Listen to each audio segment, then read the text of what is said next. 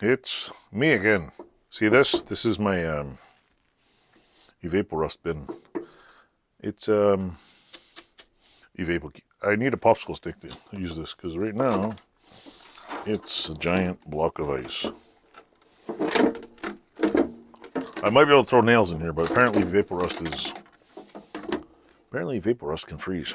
So see, yeah, we could probably do something there, but that is why I don't do EVAPORUST videos in the middle of winter. So folks at EVAPORUST, if you can maybe like put some antifreeze in here, it'd be cool. It's a ice bin. Plus I gotta put a rubber seal on here because I noticed it.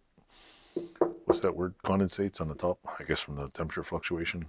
So I'm thinking of maybe not using this and going back to the bin idea, but maybe I should just use it as a parts washer. So yeah, that's the EVAPORUST bin.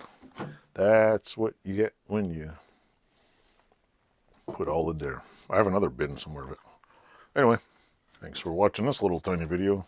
EVAPORUST. Oh, and by the way, I have not sponsored by this company, but this is some good shit. Like if you can afford EVAPORUST, I think there's like 4 gallons in here.